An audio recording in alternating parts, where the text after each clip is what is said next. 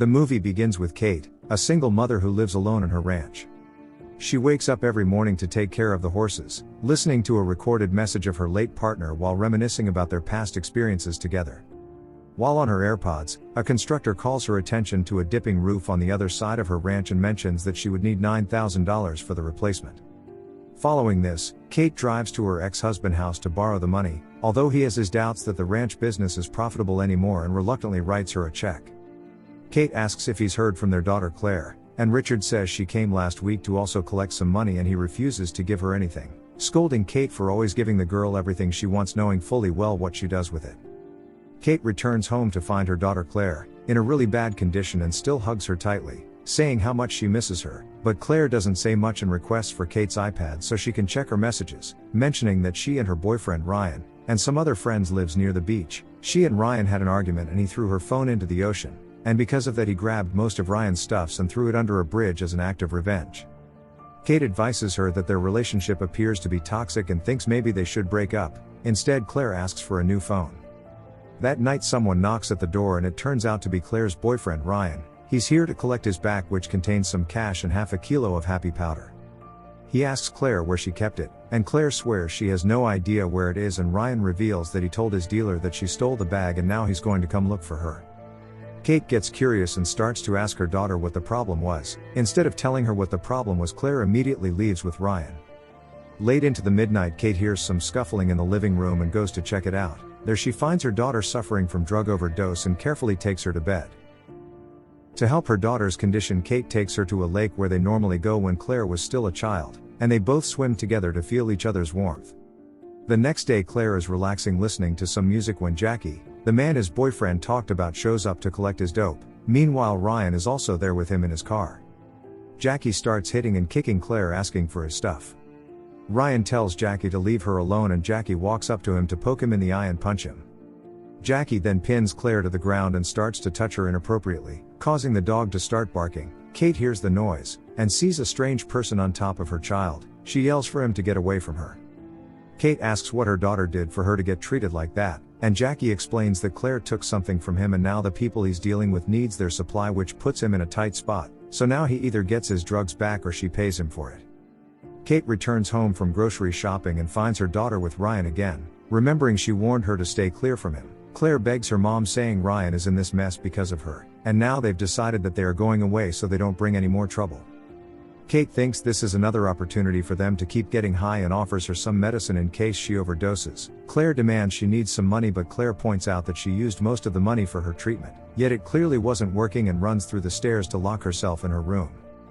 Claire follows her and keeps banging at her door saying she needs some money. Kate refuses to listen to her, so Claire devises a plan. She threatens her mother that if she doesn't come out and give her some money now, she's going to take the dog far away, that he won't able to find his way back home and starve to death. Kate quickly rushes downstairs to protect the dog, not letting go of the dog even when Claire bites her and grabs her hair to start hitting it on the wall until Ryan comes to take her away. The next day, one of her old friends, Jessie, visits her to see how she's doing and help on the farm. Afterwards, they have a small drink, where Emma dances around, feeling so happy and young again. When she wakes up in the morning, she finds a note left by Gina after last night. That evening, Claire returns home, covered in blood, asking her mom for help. The love Kate has for her daughter couldn't let her turn her back on her, so she asks what happened. Claire says she pushed Ryan off a cliff during their camping trip, and he died on impact. Kate asks if she's called the police, and Claire says no, she didn't. Kate asks why, and Claire replies that she intentionally pushed him. Kate then instructs her to go to her room, take off her clothes, and bring them to her, telling her not to go anywhere until she comes back. That night, Kate drives down to a lake, takes out Ryan's phone, smashes it, and throws it away.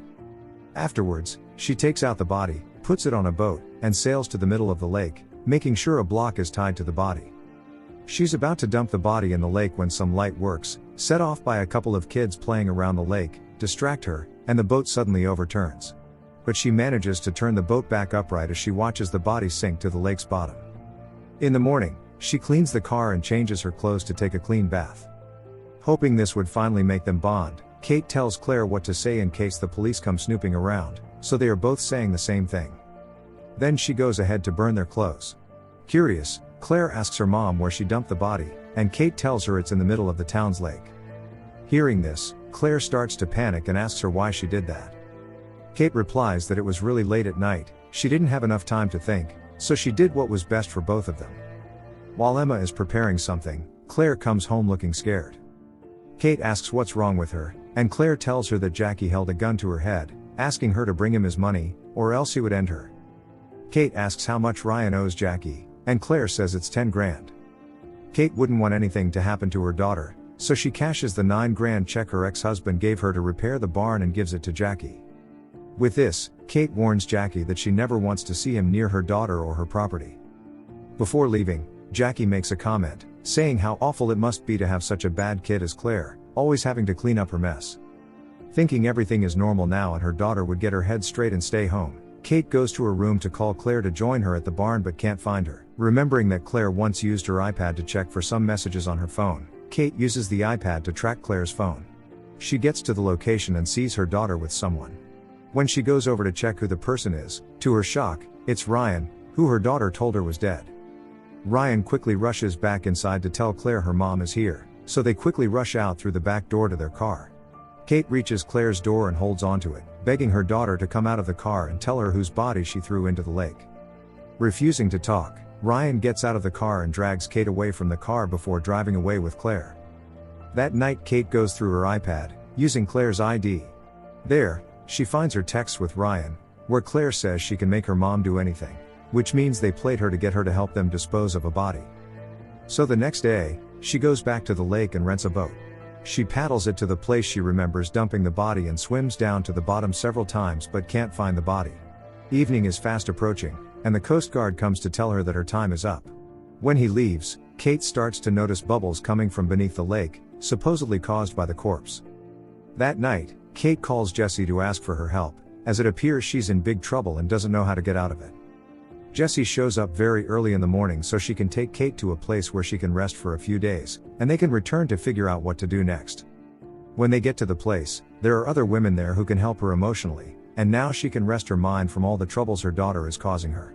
While having dinner, Kate sees Jackie knocking on her door at home through her phone and asks what he wants. Jack tells her he knows about the body she dumped in the lake, so if she wants to save herself and her daughter she'd better be home when he comes back.